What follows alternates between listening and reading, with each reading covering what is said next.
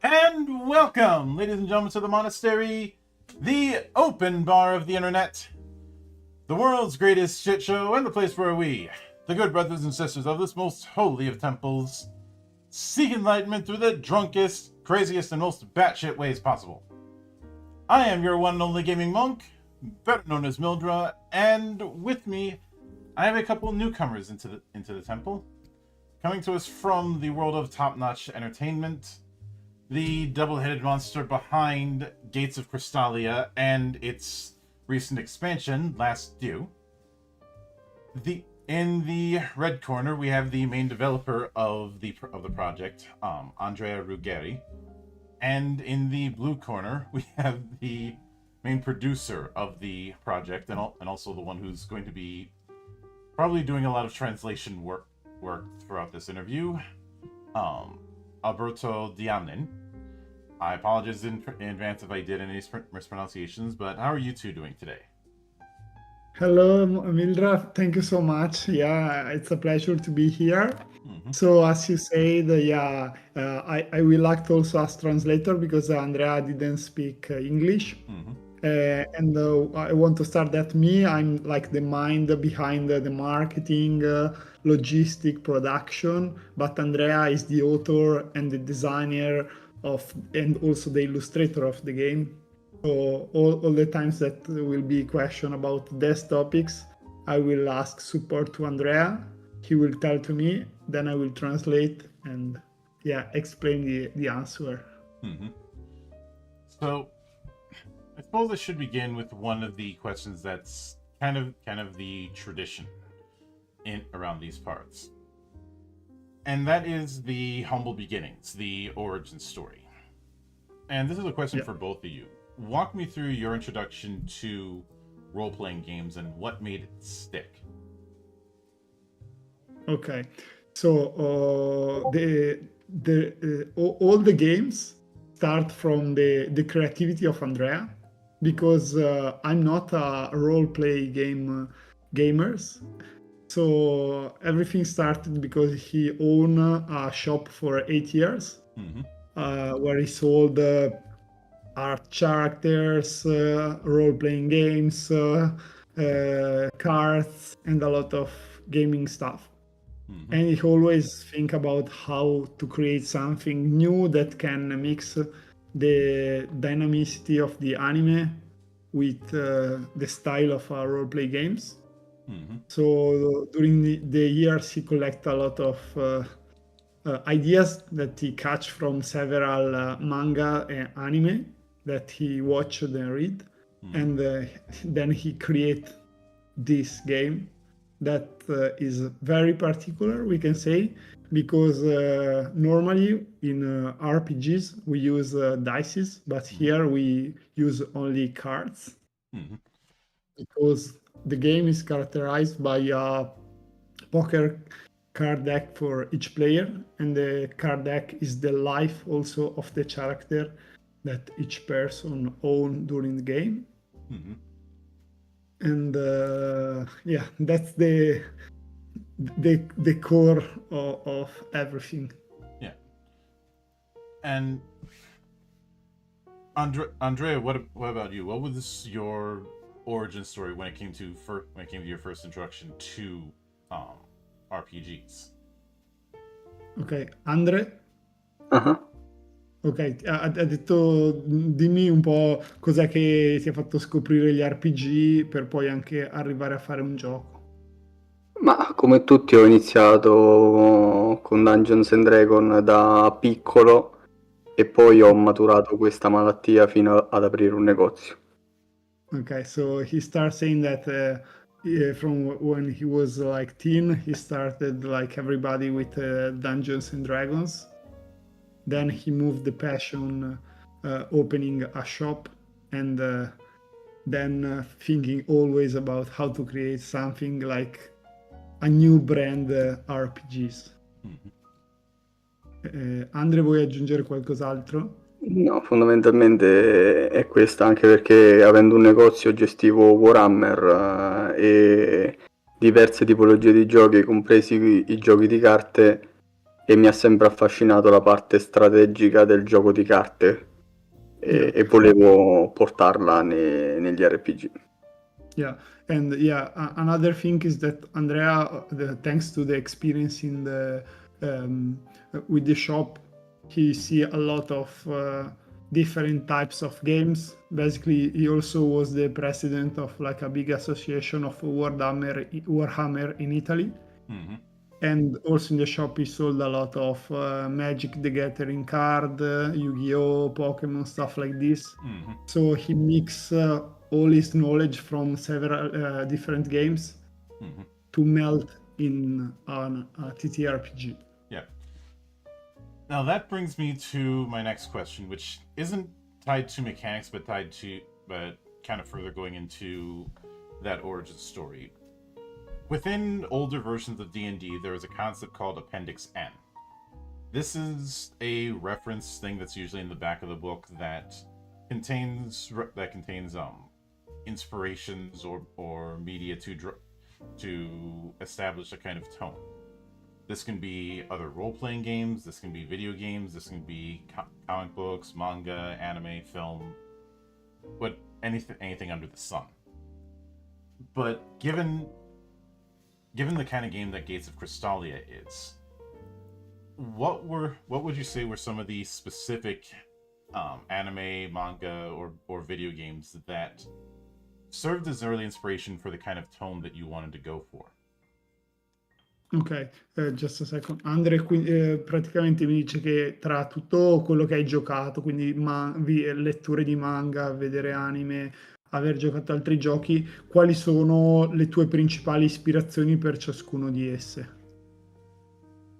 Ma penso che le principali ispirazioni sono venute da Magic per l'appunto, ma quello che ha sbloccato tutto il mio pensiero è stato un gioco per telefono, per mobile, a mobile game, che si chiama Isekai Slow Life e questo mi ha portato a pensare che effettivamente le persone cerchino giochi veloci da imparare e che possano restituire un po' di, come possiamo dire, di spensierato gioco rispetto a manuali complicati da imparare. Ripetimi il nome che così lo ripeto. Isekai Slow Life. Okay. So Andrea said that there is a lot of mm, different stuff that like can group it in this game, but basically the two core source we can say are the style of the cards from Magic the Gathering Mhm. and also a mobile game that is cos'era Isekai Slow Life, hai detto? Mhm. Mhm. Yeah, yeah, a mobile game that is Isekai Slow Life that inspired him a lot because he learned that people, especially after 40, want to do something that is like not too hard to learn and also that it's dynamic and also group like several games. So this mix of cards plus an inspiration from a mobile games creates Gates of Krystalia, obviously with a lot of modification and everything, but that's the innovation we can say. So also inspired from mobile games. Mhm. I can get that.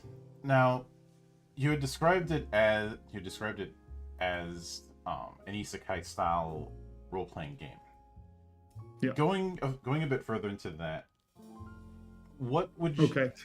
what would you say is the appeal? What would you say is about the idea of isekai as a storytelling style?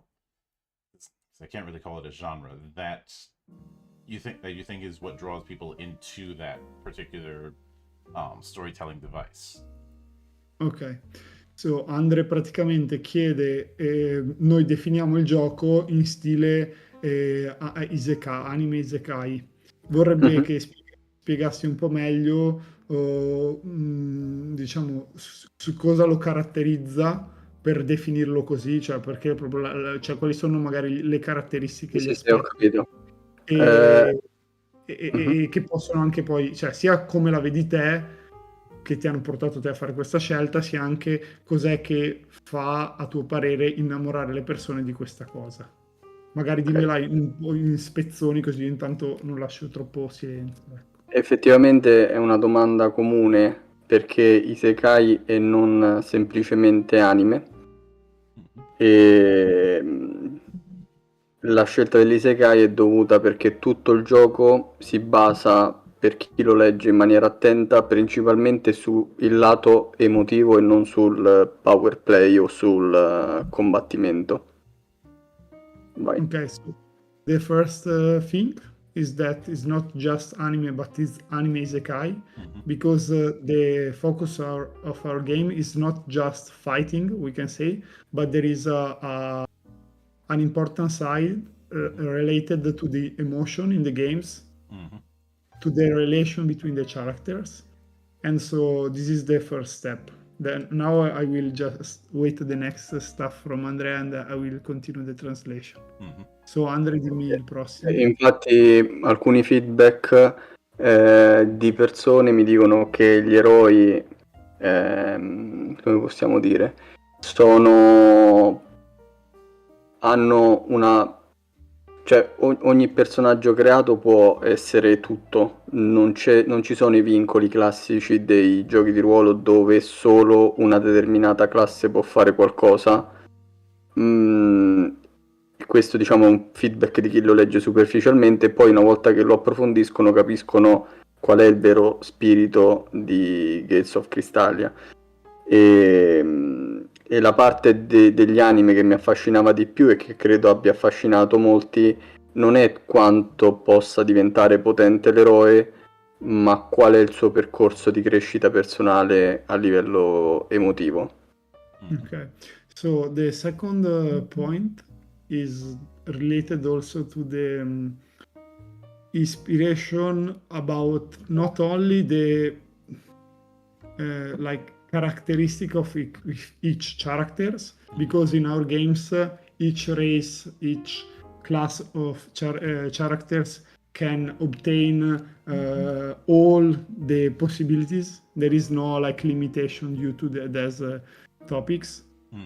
And also what our readers love most is that every character can be characterized by like the story of the hero. So they can also develop all the emotional side and they grow during his life. So this dual attention, not only for the combat, but also with the relation with the psychology, attract a lot of the people because they can immediate more inside each characters that they will decide. Infatti una delle caratteristiche è che la psicologia è in mano al Deux, che può decidere di cambiare la psicologia se il giocatore al tavolo si comporta in maniera diversa da quello che è la psicologia che ha scelto. Okay. And in addition, related to the psychology, the Deux, that for us is the game master, can also decide that a character have to change the psychology because it's a decision, for example. So in this way, the player need also to try to immediate in a different psychology and also act to be coherent with this new psychology decided from the game master. Yeah, I can certainly get that. Now, it was mentioned earlier, and I want to call back to this. The fact that one of the primary resolution mechanics you are using is a playing card deck instead of dice, and that is a very deliberate choice. One that if I'm being honest, I'd like to see more games try. But what prompted you to go with a playing card deck instead of using a dice resolution system? Ok. Che Perché ho scelto le carte invece che i dadi? Sì. Perché grazie alle carte, specialmente nel combattimento, c'è una scelta di azione, mentre i dadi si basano troppo sulla casualità, e per la mia esperienza a volte si fanno delle scene epiche da parte dei giocatori, no? Che fanno delle scelte epiche, ma poi il dado li punisce, creando magari sessioni anche serie ridicole, perché il dado ha deciso che quel colpo che poteva rendere tutto epico, no? In quel momento falliva. Okay. Mentre le carte garantiscono, specialmente nel combattimento, una scelta strategica, e grazie ai turni in simultanea i giocatori non si distraggono, perché non c'è una turnazione dove devono aspettare il loro turno, ma può sempre succedere che debbano agire in risposta a un attacco nemico. Okay, so the first why is because Andrea see that with the dices there is a lot of randomicity, and also each decision can and each like idea from the player that want to do, for example, an epic action can be ruined from the dice result. So using the cards permit to avoid the randomness and also permit the player to have more control in what can happen and also you have to manage the fact that the card is the life but also your attack or defense, and in this way you have also to be balanced for the choice of everything. Yeah. So thanks to the cards, you can like be coherent in all the aspects and not like create a like very hyped narration, but then the dice result will destroy all your hope, all your dreams in what will happen. And now since you mentioned there have been various games that have used cards as part of it, but would it be correct of me to say that with this one, there's the understanding that both the GM and each player is using their own deck as opposed to a shared deck, which some games like say the Saga system back in the 90s did. Oh, sorry, can you explain? You said that you just want to compare another games from 90s with Gates of Krystalia because both used card deck. Yeah, right. For a bit of context, back in the 90s, there were 2 games from TSR that used a shared deck: Dragonlance 5th Age and Marvel Adventure Game. Okay. Can you repeat the name so I can ask to Andrea if he knows? Dragonlance 5th Age and the Marvel Adventure Game both came out in the 90s and used a shared deck. Dragonland e Marvel Age. Non li conosco, ma credo che Gates of Krystalia sia l'unico gioco attualmente che usa in maniera innovativa le carte, in quanto le carte rispecchiano anche la vita, e il vedere la propria vita calare ad ogni azione porta anche i giocatori a non fare spam di prove di competenza, di prove abilità puoi dire, e quindi come possiamo dire, dà un tipo di esperienza al tavolo diversa, ma non conosco i 2 giochi nominati. Yeah, okay. So Andrea didn't know there's 2 games, but he repeat what I said a bit before, that thanks to the fact that life and action, like combat action, are connected, because like more action mean that you start to lose life, permit you a more attentive and conscious choice. And also the player can't like start to do a lot of ability test, competence test to do something, because every request at the same time can cause a loss of life. Non credo che questa meccanica sia in qualche altro gioco, però può smentirmi. Obviously he don't know all the existing games, but he thinks that is something that was not used before. And even with the various games that I've covered, there's only been a small handful that I've seen use cards as their primary resolution system. But since the deck acts as a kind of health in a sense, does this mean that effectively all heroes have a similar range of health, or are there some abilities or the like that can extend the range of it?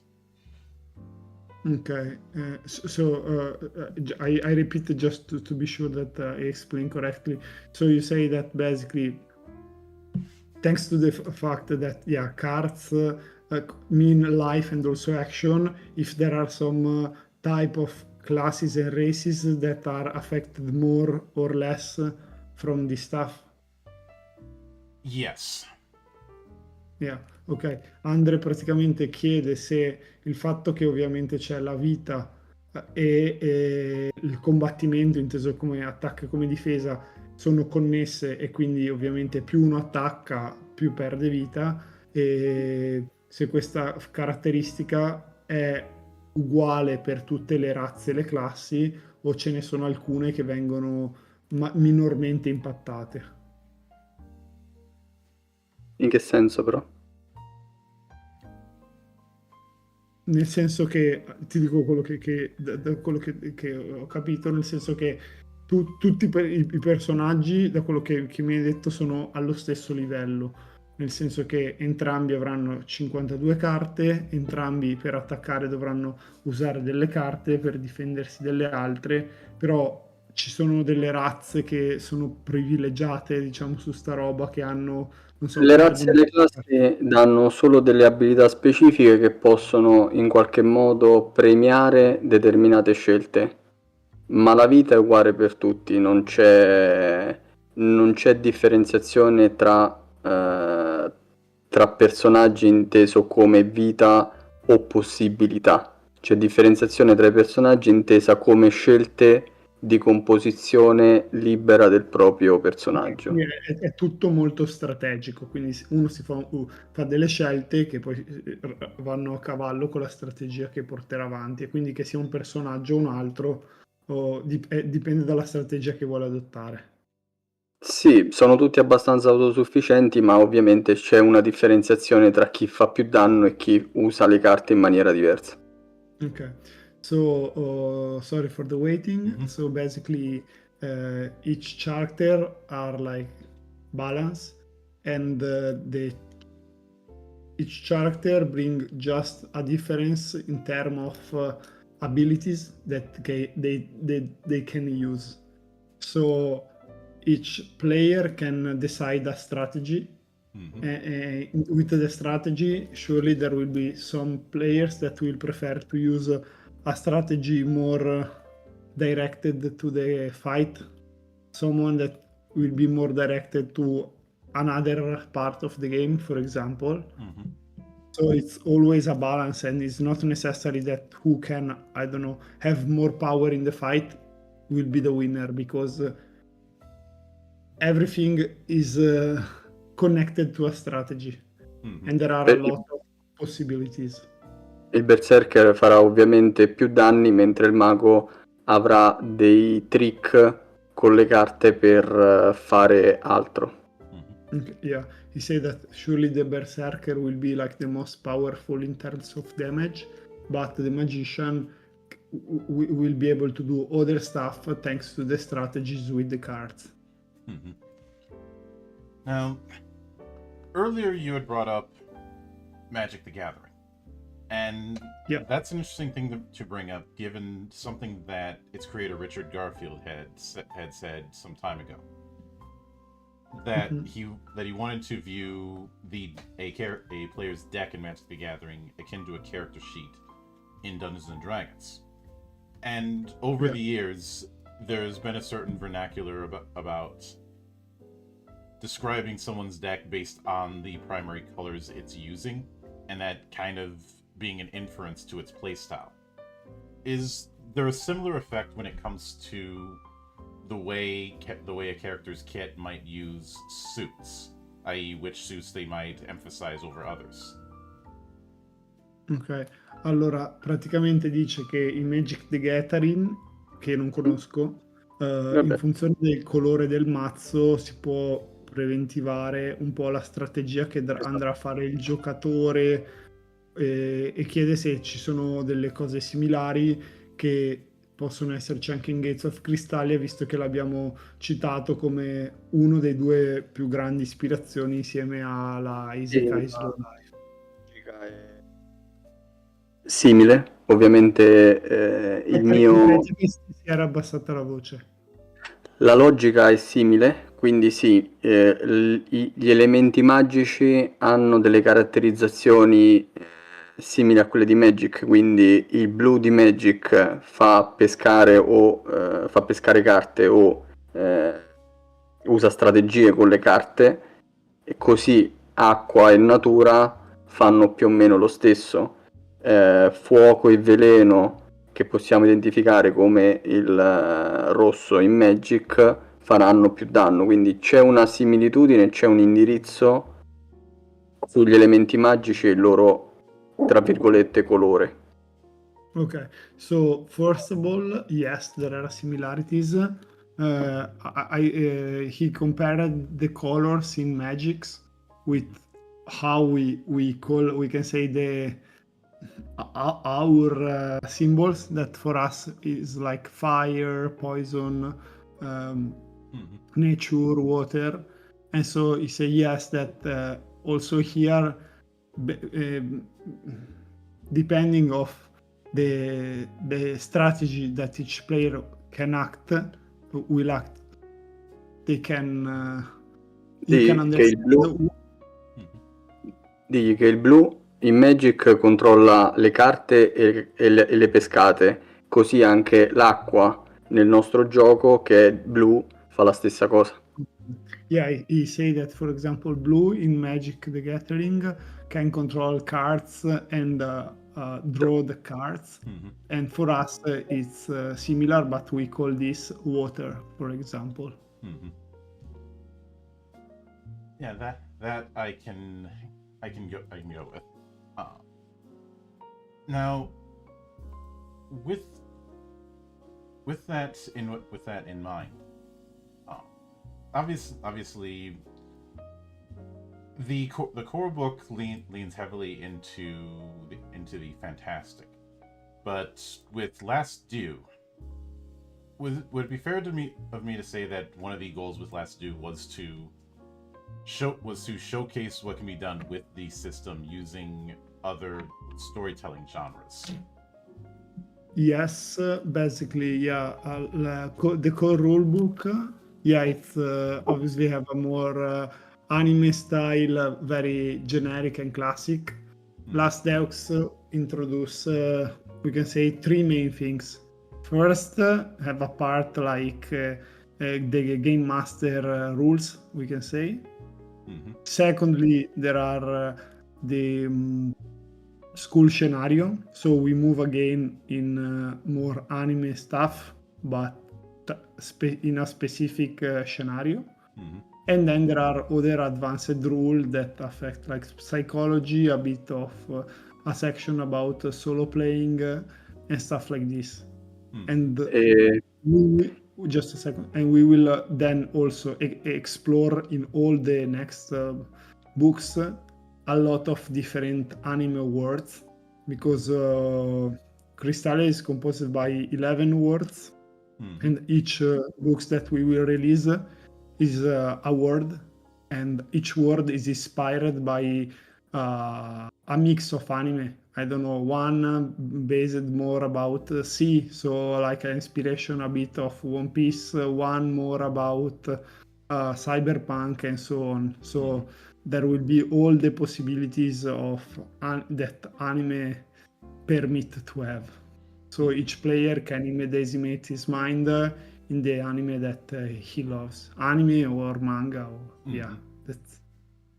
E la parte scolastica è molto importante perché, essendo un ambiente chiuso, è molto più gestibile per un Deux e crea molto più velocemente i legami tra i personaggi che vivono nell'ambiente scuola e non in un mondo aperto, quindi è molto importante si chiama in gergo la sessione zero.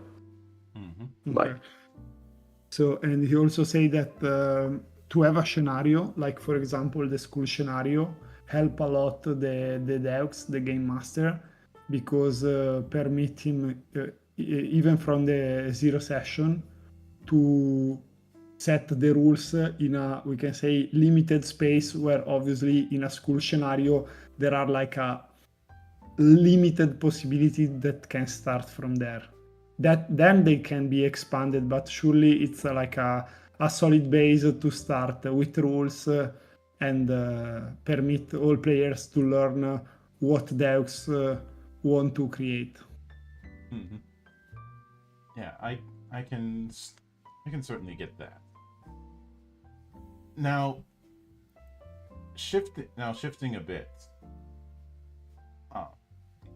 When it comes to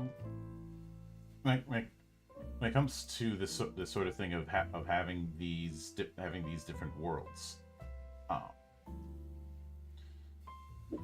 Was it an easy or difficult thing to go with the idea of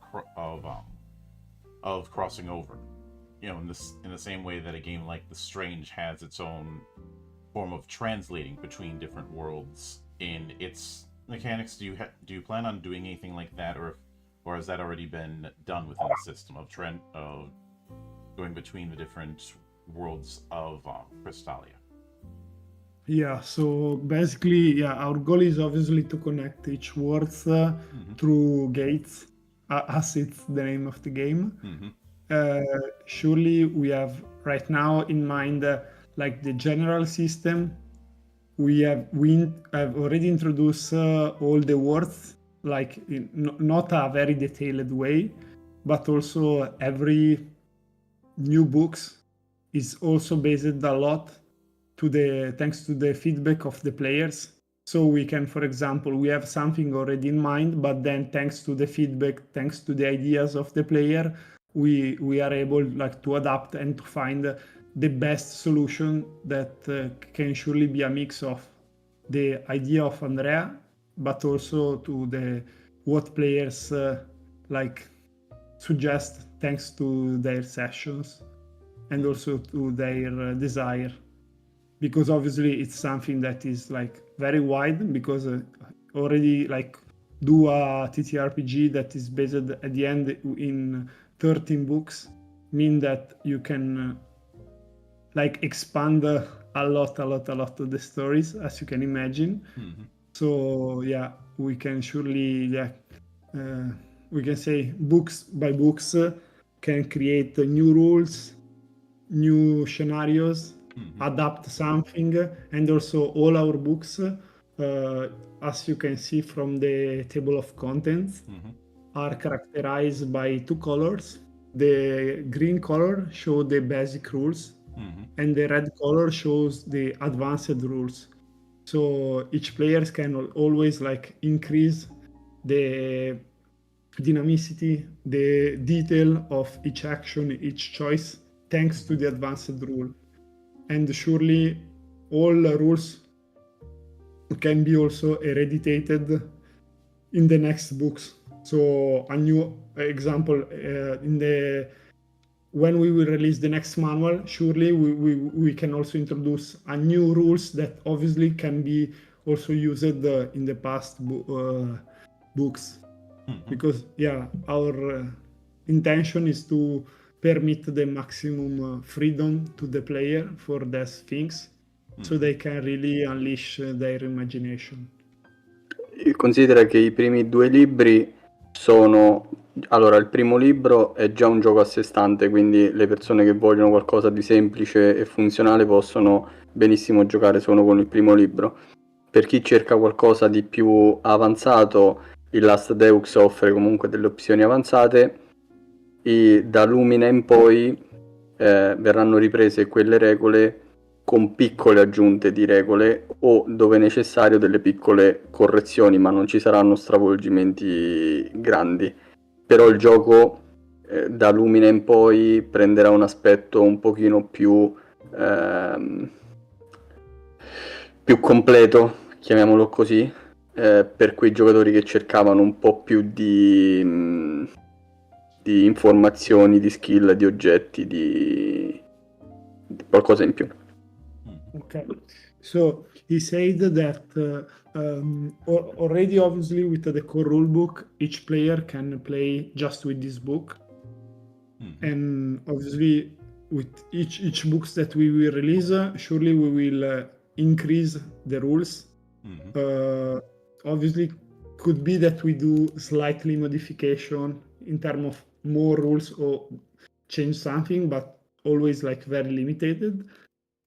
And also it's sure that after the next book we will also, the following books will also like explain more a lot of lore, a lot of object and new stuff, because one times that we can say the core setup is created, then we can satisfy also all the public that want to know more about the mystery behind a certain word, a certain choice.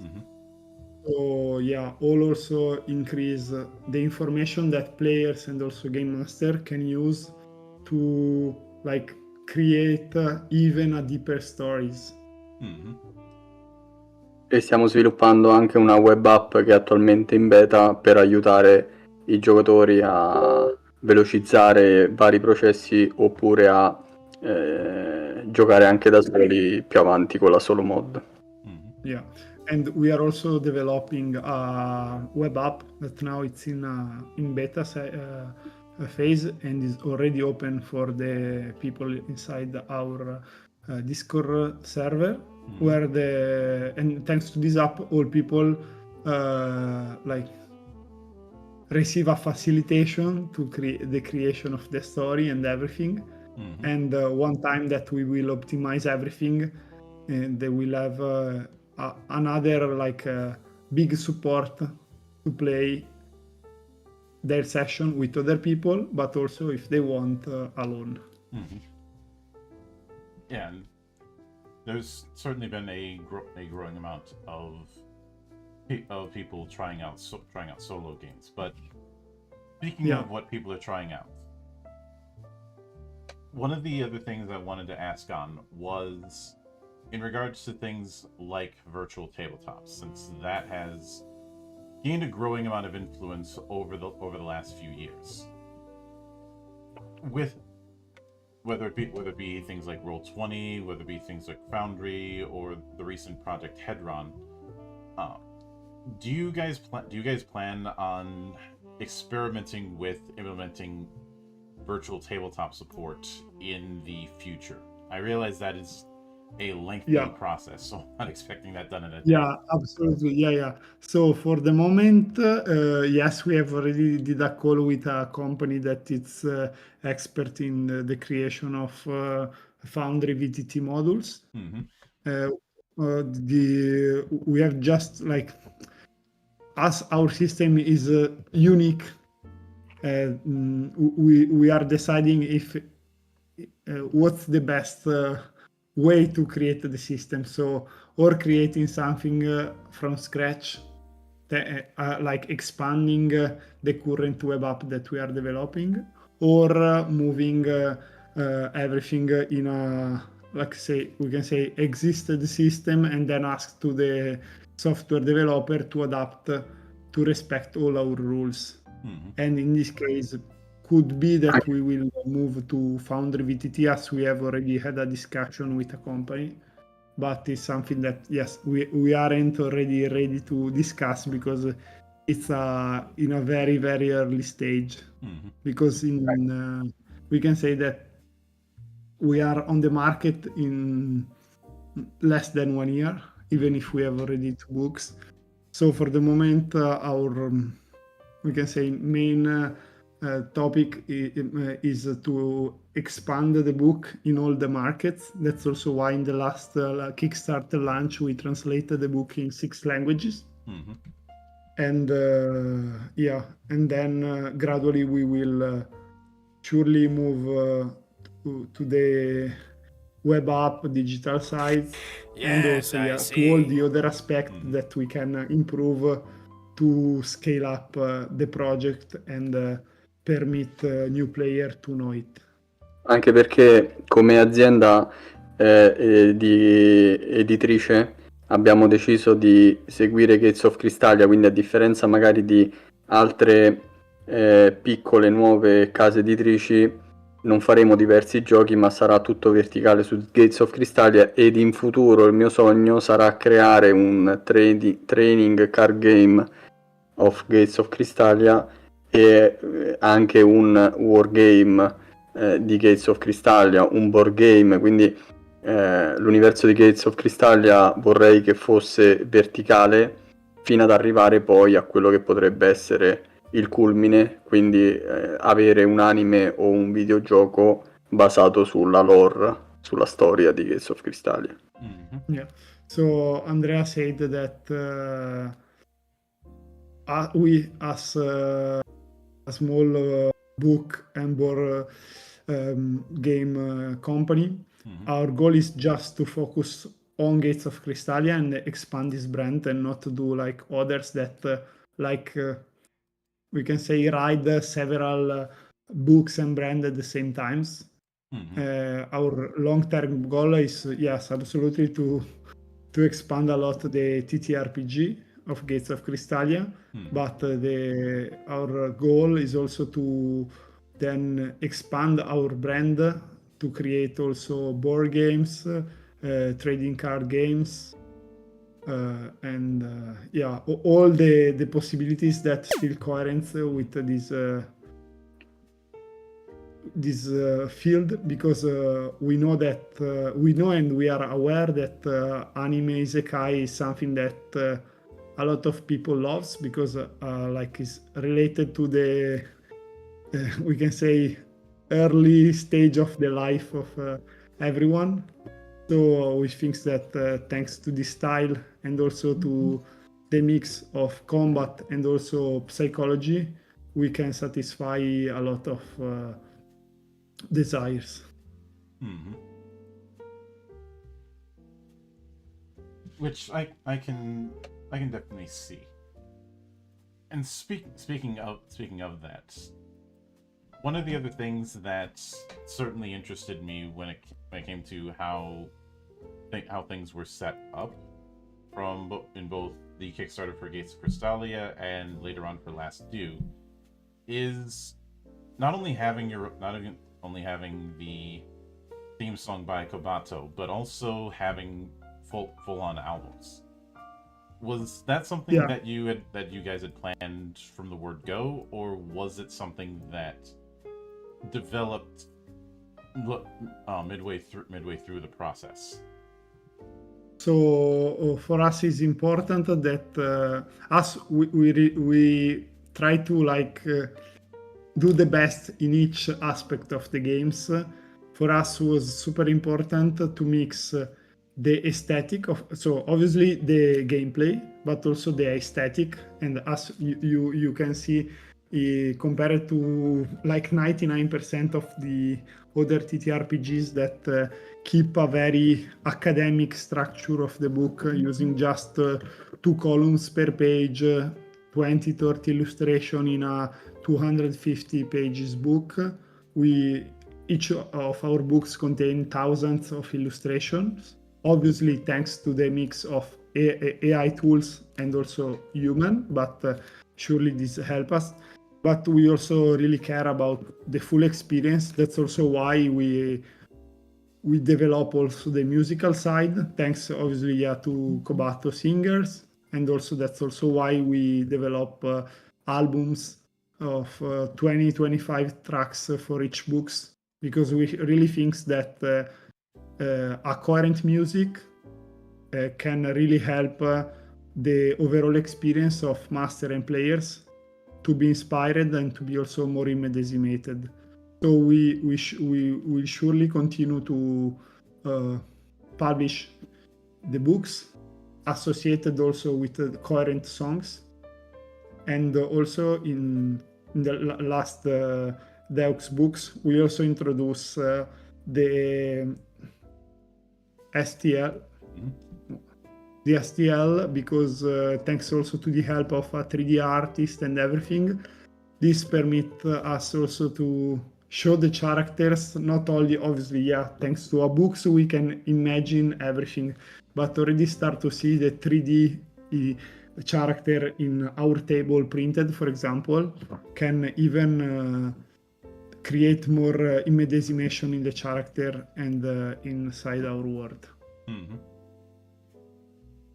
Yeah, I can see that. Now I will certainly look forward to that.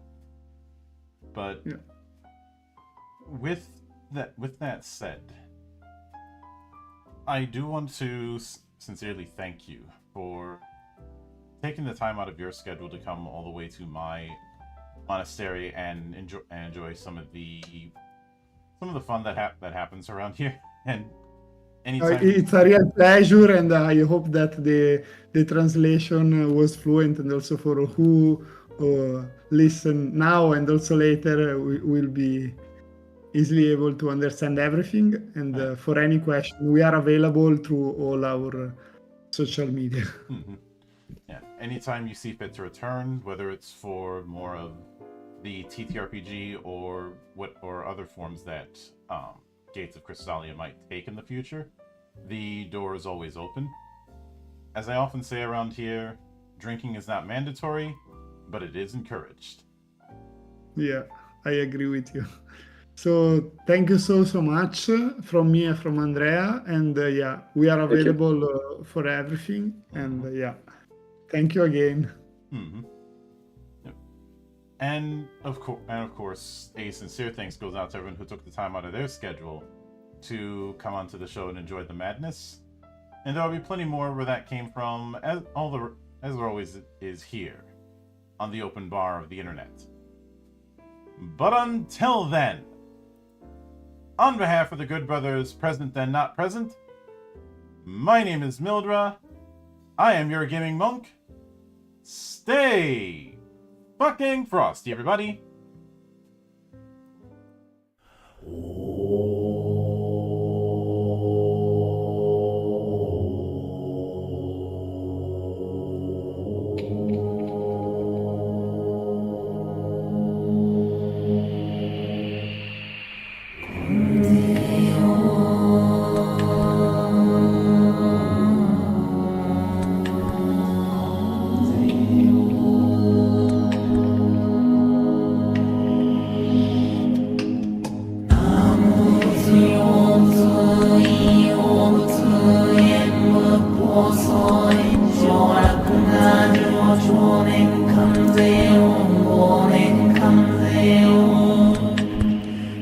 Then